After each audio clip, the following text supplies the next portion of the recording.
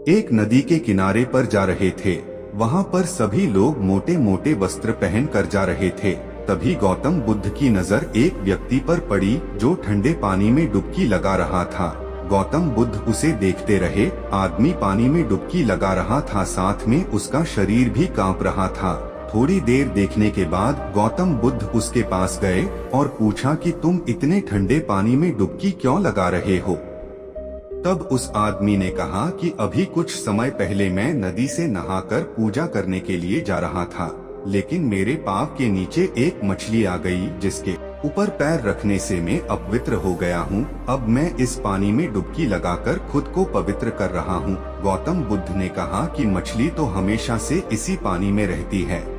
अगर तुम इस पानी में डुबकी लगाने से पवित्र हो गए हो तो वह मछली तो हमेशा से ही इस पानी में रहती है, फिर तो वह मछली हमेशा से ही पवित्र होगी। अब उस आदमी को गौतम बुद्ध की बात समझ आ जाती है और वह पानी से बाहर आ जाता है।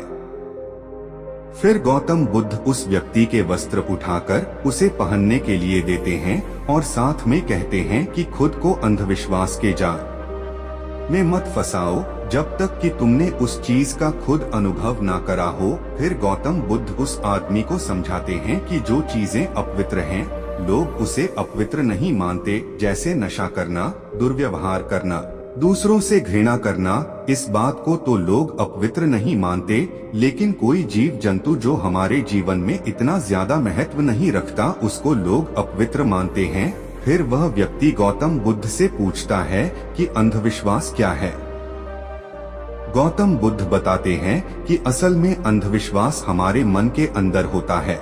अगर हम मन पर काबू पा लेंगे तो हम अंधविश्वास पर काबू पा सकते हैं। हर एक व्यक्ति को लगता है कि वह अपने जीवन में सभी दुखों से अपने मन की वजह से मुक्त हो सकता है।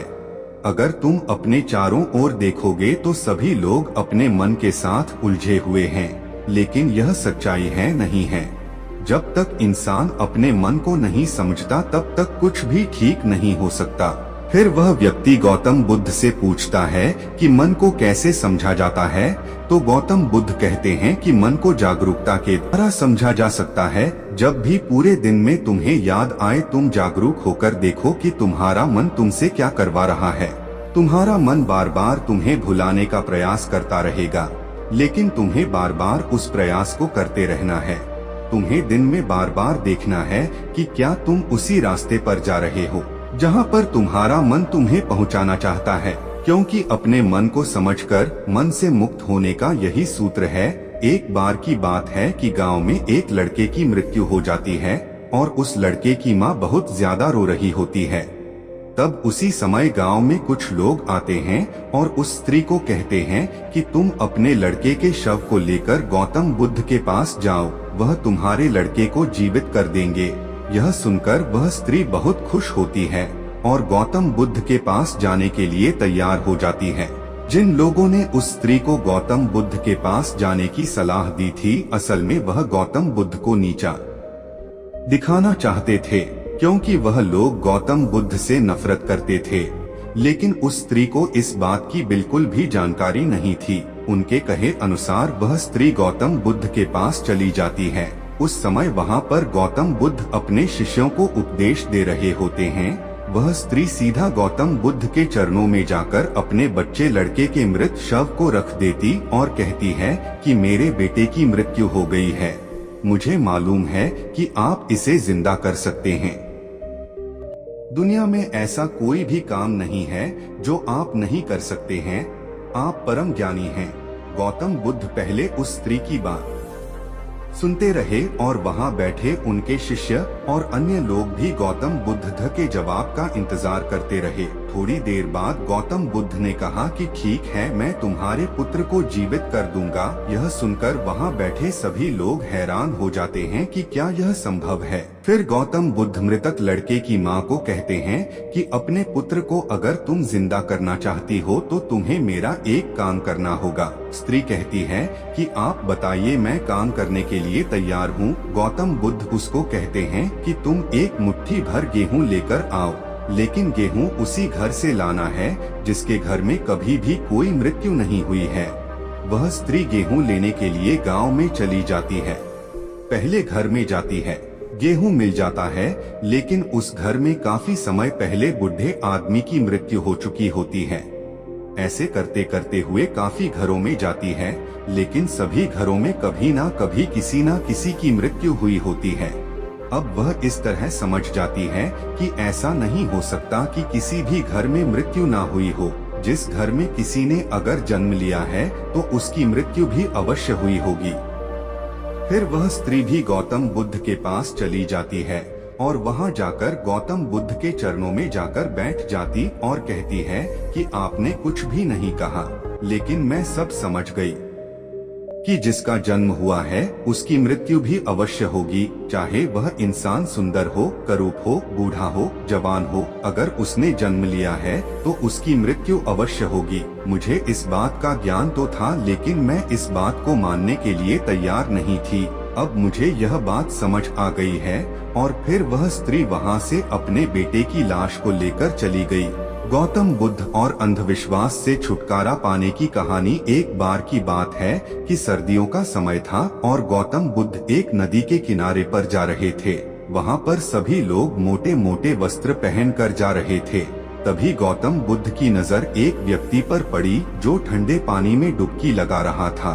गौतम बुद्ध उसे देखते रहे। आदमी पानी में डुबकी लगा रहा था, साथ में उसका शरीर भी कांप रहा था।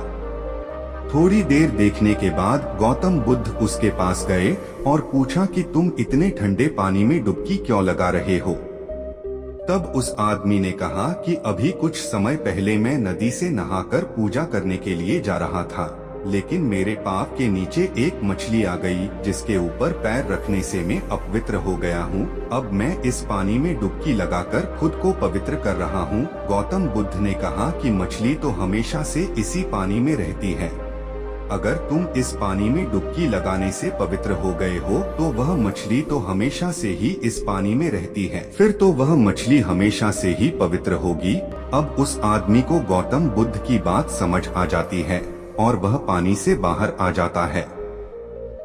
फिर गौतम बुद्ध उस व्यक्ति के वस्त्र उठाकर उसे पहनने के लिए देते हैं और साथ में कहते हैं कि खुद को अंधविश्वास के जाल में मत फंसाओ जब तक कि तुमने उस चीज का खुद अनुभव ना करा हो। फिर गौतम बुद्ध उस आदमी को समझाते हैं कि जो चीजें अपवित्र हैं, लोग उसे अपवित्र नहीं मानते, जैसे नशा करना, दुर्व्यवहार करना, दूसरों से घृणा करना। इस बात को तो लोग अपवित्र नहीं मानते, लेकिन कोई जीव जंतु जो हमारे जीवन में इतना ज्यादा महत्व नहीं रखता उसको लोग अपवित्र मानते हैं।